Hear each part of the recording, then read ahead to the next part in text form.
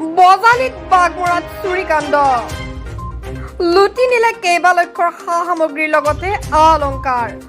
বাগমৰাৰ অধ্যাপক নৰেন্দ্ৰ দাসৰ ঘৰত এই চুৰিকাণ্ড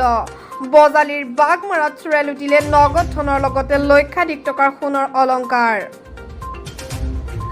বুধবাৰে গধূলিতে বাগমৰা নিবাসী তথা বাক্সা জিলাৰ জালাস্থিত বগাধৰ ব্ৰহ্ম কিষাণ মহাবিদ্যালয়ৰ দৰ্শন বিভাগৰ অধ্যাপক নৰেন্দ্ৰ দাসৰ ঘৰত সংঘটিত হয় চুৰিকাণ্ড ঘৰত কোনো ব্যক্তি নথকাৰ সময়ৰ সুযোগ লৈ খিৰিকীৰ গ্ৰিল ভাঙি ঘৰৰ ভিতৰত চুৰ সোমাই গডৰেজ ভাঙি লুটি নিলে নগদ ধনৰ লগতে প্ৰায় 6 লক্ষাধিক টকাৰ সোণৰ অলংকাৰ আৰু এটা নতুন মোবাইল হেণ্ডছেট ইতিমধ্যে ঘটনা সন্দৰ্ভত বাগমাৰা আৰক্ষী চকীত অৱগত কৰাৰ পিছত আৰক্ষীয়ে ক্ষীপ্ৰতাৰে আৰম্ভ কৰিছে তদন্ত সংবাদ মাধ্যমৰ আগত ভুক্তভোগী নৰেন্দ্ৰ দাসে এনেদৰে কয় বজালিৰ পৰা ৰাহুল কলিতাৰ ৰিপৰ্ট ফ্ৰণ্টিয়াৰ লাইভ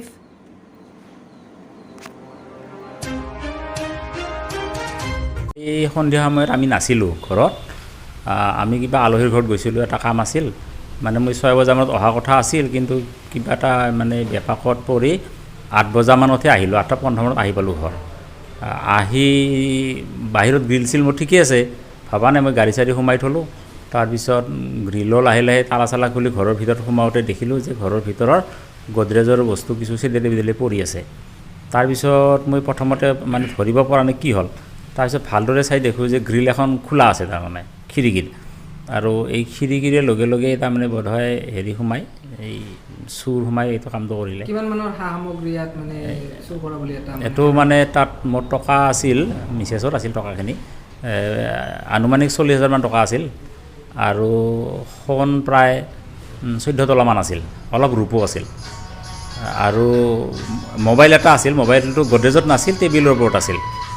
এইটো সেই মোবাইলটো লৈ গৈছে তাৰমানে এজাহাত দিয়া হৈছেনে এজাহাত দিয়া হৈছে কিবা সন্দেহ কৰিছে নেকি কাৰোবাক এতিয়া সন্দেহটো আমি ঠিক পোনপটীয়াভাৱে কৰিব পৰা নাই এনেকুৱা ঠিক আমাৰ অহা নাই আৰু ইয়াদত যে কোনে কামটো কৰিব পাৰে সঠিক তদন্ত হ'ব বুলি ভাবিনে তদন্ত এতিয়া আমি আশা কৰিছোঁ সঠিক তদন্ত হ'লে ভাল হয় এজাহাৰত আমি এইটো লিখিও দিছোঁ